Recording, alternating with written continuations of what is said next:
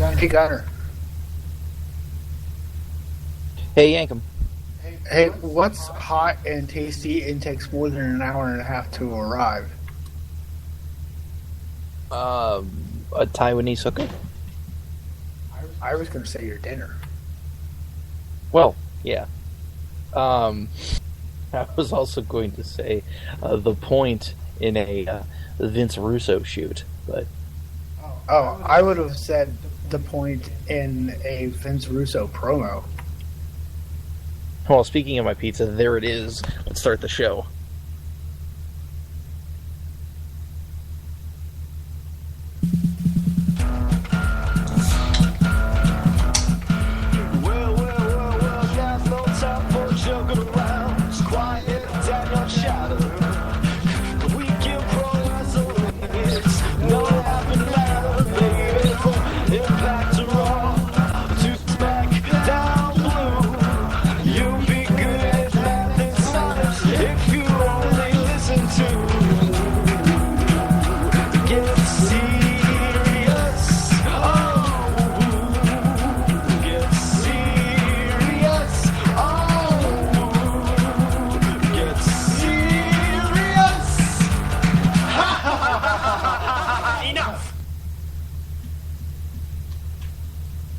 Well, I think Gunner's still messing around with the pizza guy.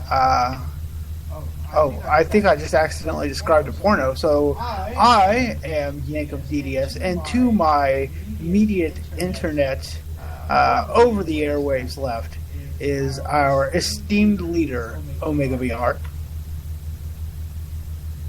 Yes, indeed. And you're throwing me off. I don't have a snappy one. Well, I know better than to ask you to do improv. Also joining us is Gunner when he gets back from paying the pizza man for his food, and Net Jester's here too. You're going to have to get it over with sometime, Yankum. Hello, everybody there in Internet Land, and I'd just like to say, I hope Gunner is not giving a whole new meaning to the term Caribbean jerk to the pizza man. Oh no, I'm sure he got some hot Italian sausage, if you know what I mean. Since we're doing things different, and I'm starting instead of Gunner, why don't we do something else completely different and begin with the news? Let's see here. TMZ has reported late Sunday night that Spike TV let TNA officials know they will not, repeat, they will not be renewing their TV contract in October. Dixie Carter called a meeting with her inner circle after hearing the news, and both she and executive Bob Ryder are telling people that the reports are false and negotiations are ongoing.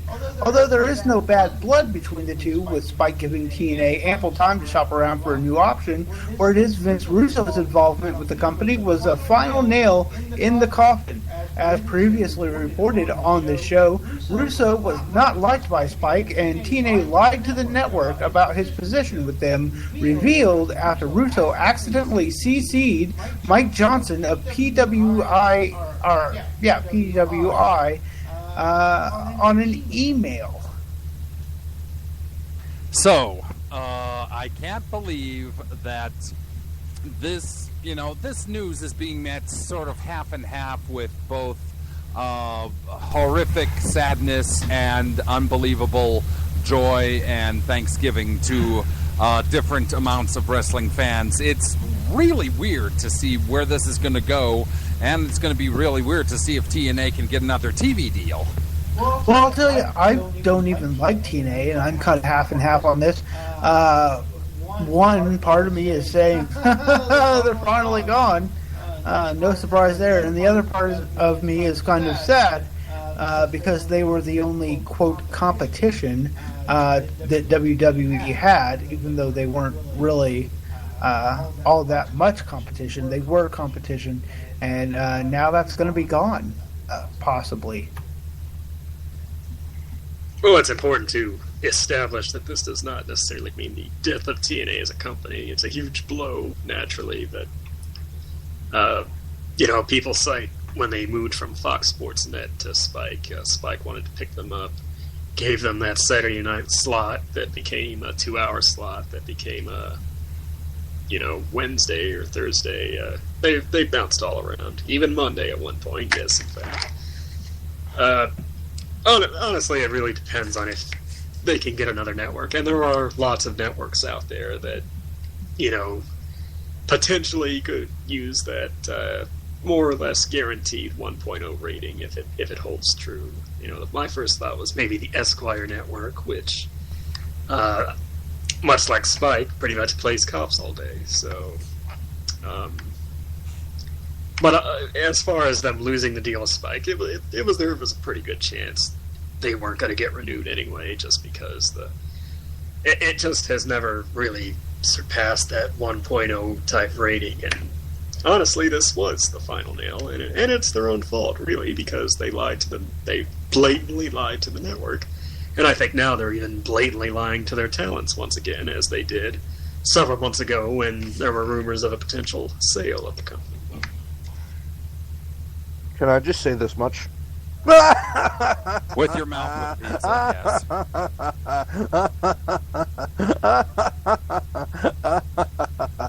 Yeah. Basically, there has to be some part of you that's a little bit sad about this. You see, what I'm sad about is the people. That are behind the scenes, that you're not going to see, that you're not going to talk to, that Warrior talked about in his speech. Those people just lost jobs. Think about that. This isn't just necessarily, the workers on screen. It's the people in the back that do all the stuff for the TV show. Right. Relatively speaking, here they just lost like 50 or 60 jobs just because they're not going to be shooting TV anymore.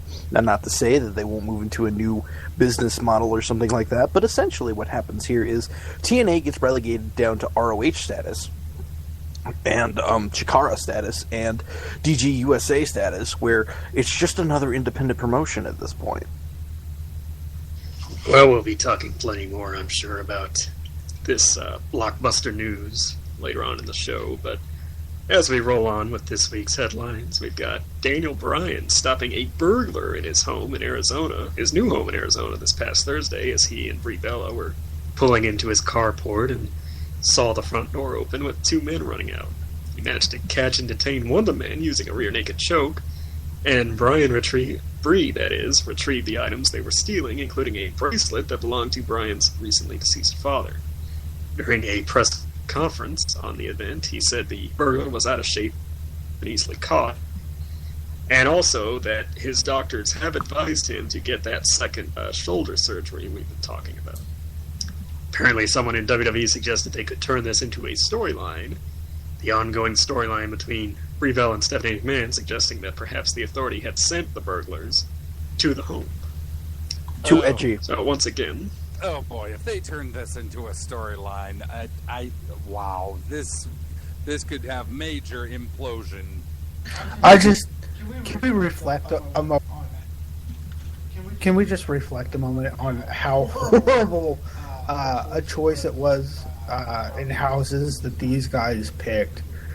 That, they're in there, they're robbing the place, they think, oh man, we're getting all this great stuff, and then out comes a guy who is trained in, just every submission and painful maneuver imaginable by man to capture one of them. That press conference was more believable than any WWE press conference I've ever seen in my entire life. Hear, hear, and let's hear it for Josie. She was the star of the show. Well, that's because it was real.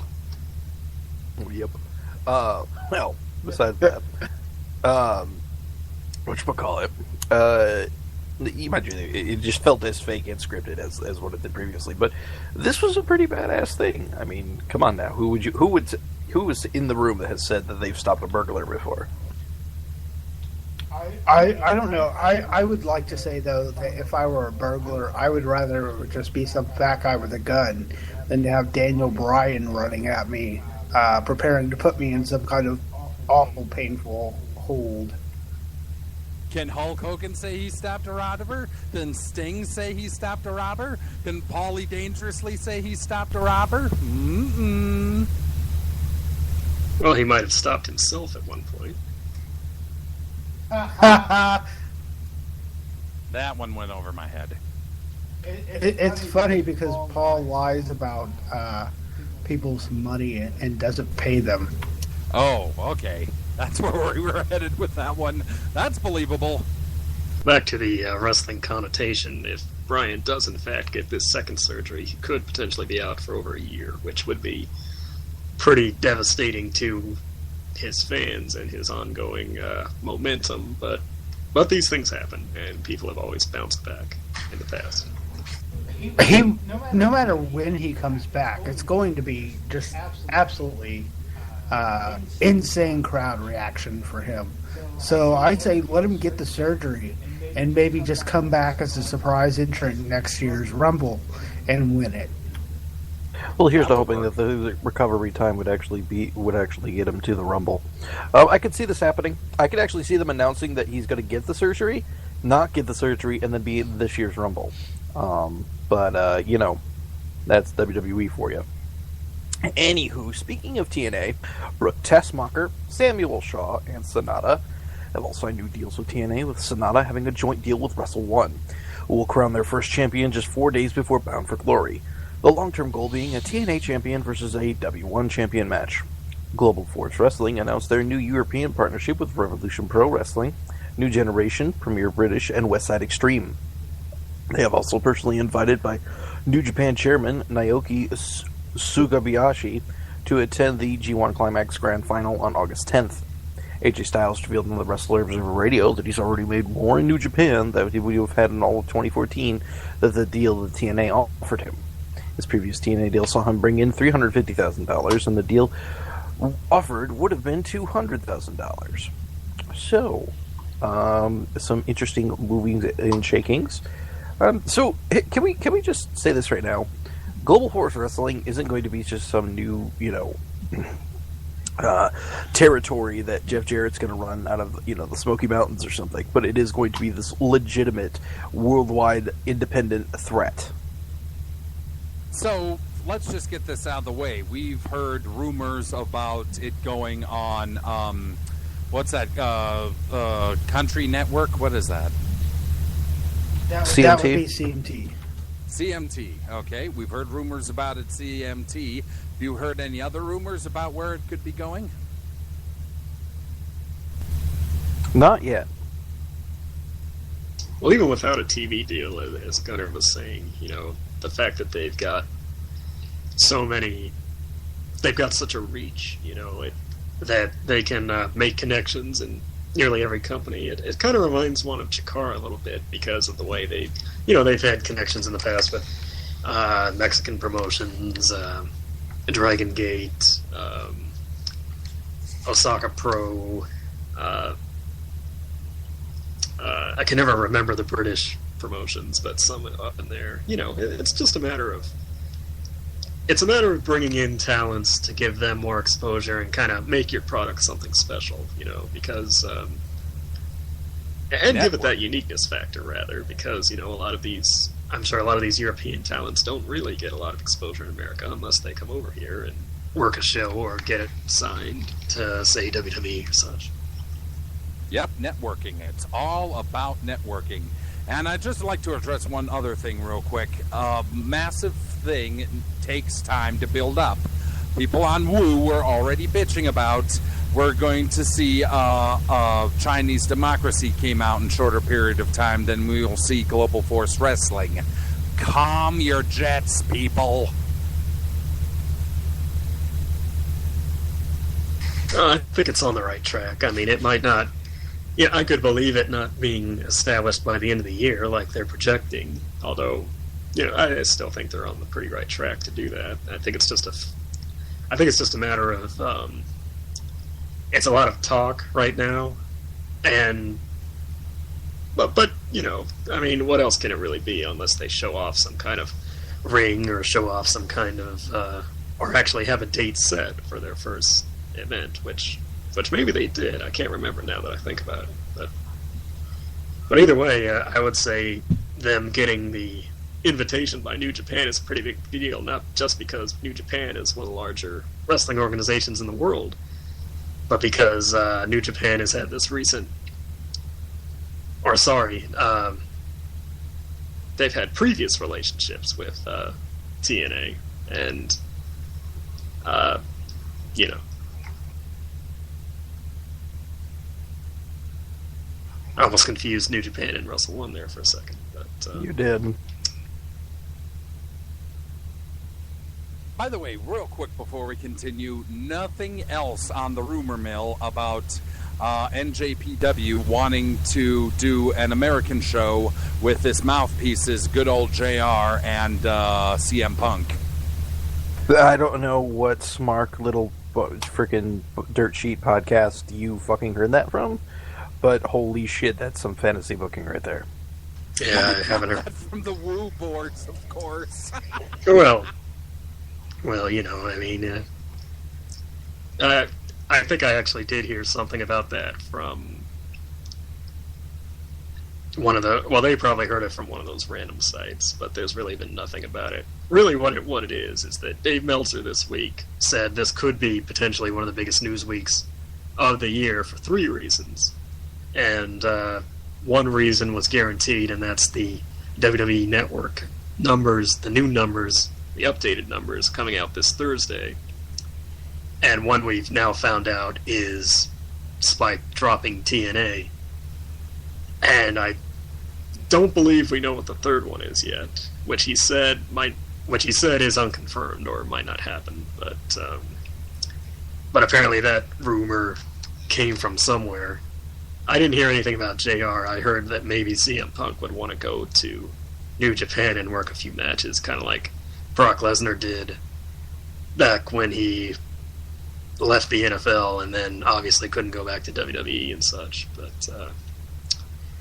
But anyway, speaking of New Japan and WWE, Prince Devitt is now confirmed to have signed with WWE and is already in developmental. He toured the facility, I believe it was either yesterday or today. Rey Mysterio has reportedly stopped cashing his WWE paychecks, possibly another sign that he's looking to get out of his deal and do something in Mexico. And the law office of Robbins Arroyo LLP has filed a class action lawsuit against WWE on behalf of anyone who purchased securities between October 31st of last year and May 16th of this year. WWE is accused of making false and misleading statements concerning their ability to double the value of their U.S. television license agreement. Of course, they ended up signing with NBC Universal once again, and the stock price dropped significantly after that announcement. It was less than what they had projected or hoped for. It was, it wasn't less than what they were getting. It was more, obviously, but it wasn't. They weren't very boastful at the time of what they could do. It's really head-scratching to see where this lawsuit will go. I know that there are attorneys out there who are ambulance chasers and will do their darndest to make a buck any way, shape, or form, regardless of the fact that they have people they're working for or not. But this just seems like it'll be almost impossible to prove. Well, I don't know the first thing about securities and lawsuits and things like that, of that nature. But apparently there is some merit to the idea that if WWE sort of, not necessarily promised, but encouraged people to buy their stock from this idea that they were about to get a huge new TV deal. And as we know, it wasn't really anywhere close to that in terms of their potential and power, and even I don't even think they had many offers beyond NBC. Certainly nothing. It certainly wasn't a bidding war in that respect. So if they had hyped people up and sort of misled them, and people bought stock as a result, then there may be some merit to that. It all kind of comes down to the courtroom and what people kind of decide of the situation. But it wouldn't be the first time WWE kind of said one thing and then achieved another.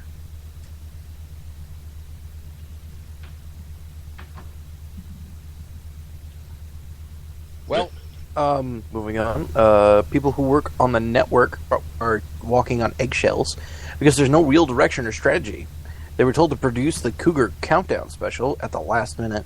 Some are working 55 to 65 hours a week, and some jobs could be cut within the next network numbers are come out. It's said that unless there's a live event, such as a pay-per-view or an episode of Main Event, there's not really huge audiences watching the programming. It was originally thought that WWE would be pulling more content from YouTube once the network launched, but the feeling is that it's more important to get fans hooked on the content, even from non-official sources. So what you're telling me is that you guys overvalued your own IP and have subsequently shot yourself in the foot with this network idea. Oh Yeah, boy. pretty much. oh, good lord. Oh, this should be an episode of Botchamania in and of itself. It's not well. Listen, it really depends on what the number is, because if it comes out, I'm personally going to project 859,000. That's my projection. And anything they had 667 odd thousand in April, and pretty much anything below 850 is going to be a disappointment. And obviously, they still have the international rollout that's going to boost the numbers, probably past 1 million. I mean, surely it will. And as we said before, 1 million to break even, 2 million to be financially successful. But my big problem with the network, which I still haven't bought, by the way, is that it seems like as good a deal as it really kind of is when you consider what pay-per-views did cost, and the whole archive of footage and everything. That note about how people don't really watch huge audiences, I mean, it makes sense, because really, unless you're, I mean, a lot of it is just archival footage. I mean, the only real original shows they have that aren't like just countdowns of archival footage is like Legends House, and that's already ended. A 10-episode thing that was filmed 2 years ago. You need more. When you try to establish a channel and network, you need more original content. And beyond the pay-per-views, which happen maybe once, occasionally twice a month, then you don't really have too much. And really, are people going to watch what they've scheduled compared to like these SummerSlams on Sundays leading up to this year's? Are they really going to watch that, or are they just going to, if they want to see something, they're just going to dip into the archive and just find it? Right. I don't know that they understand how something like a Netflix or a Hulu or even their own network actually works. It's not a channel. It doesn't work like a TV channel, and they shouldn't expect it to work like a TV channel.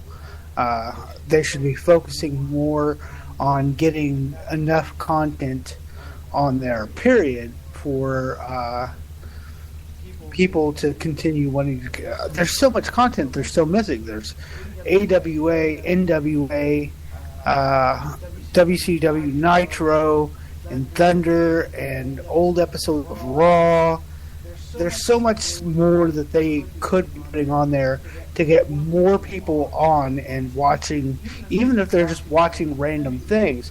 I don't understand them feeling like they need to have a lot of people on there at the same time watching the same thing. That's not how it works.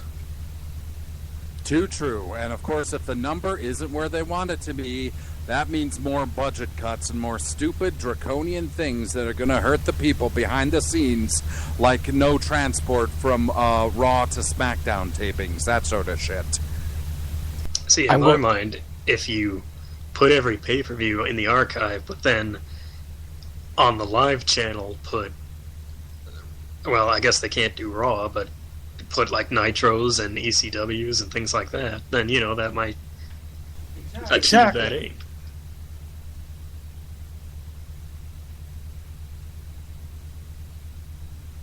Okay. Well, The annual AAA Triple Mania is likely to run the same night as SummerSlam, possibly costing WWE some pay-per-view buys in Mexico. Jerry Lawler will face Kevin Steen at a Northeast Wrestling event on August 2nd. ROH Booker Hunter Johnson has reportedly indicated to numerous roster members that he does not want any direct contact between them and officials, and anything addressed should go to him, causing frustration as he is apparently hard to reach. Also, Buff Bagwell has caught the eye of adult film company Vivid. What? Oh, you didn't hear this? Seriously? That's exactly what Buff Bagwell's going to do. Fucking little cunt. Puts a whole new perspective on it. I just know. Yes, he is. Now, we had an entire thread about this on Woo, which I'm glad to say I've started. And besides the usual bitching at me, the thing was that not only that they could easily believe that Buff could slink down to this low level, there was the belief that that we could have another thing along the lines of Judy Bagwell on a pole match. But yeah, I also did float the idea that if Chyna was still doing porn, and I just recently found out she's not anymore, but if she was still doing porn for Vivid, then there could be a Buff Bagwell Chyna crossover. Oh, for the love of fuck. Why would you wish that on anyone, you awful bastard? You're worse than a Nazi. Oh, come on. It's not worse than a Nazi, but that'd be Yes. damn fun. So, are people going to buy, people in Mexico, are they going to buy Triple Mania instead of SummerSlam? I would probably. say a majority of them would, probably. Oh, yeah. By the way, it is really hard to reach Hunter Johnson, as you have to go bah, bah, bah, bah, bah. And Okay, don't know he's what impossible the to communicate to. joke is. Okay. Yes. I got you. Anyway, this should be alright. So Jerry Lawler will face Kevin Steen at Northeast Wrestling event on August 2nd. Oh boy. Yay, Jerry, we're working more, indie matches. WWE prospect Kevin Steen So, Yeah. wrestled his last PWG match.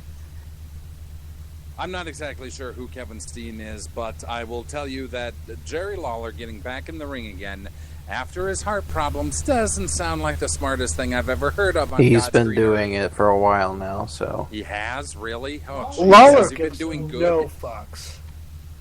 yeah. Okay. You know what? Alright, this is enough of this. 15-minute time limit. Wait, no. What? No? We have to go to No. break? Yeah, we have to go to break. We've only got a minute and 30 seconds left. Alright, we'll go to break. We'll talk to you guys on the other side. 15-minute time limit. We're going to talk about TNA. We'll be right back.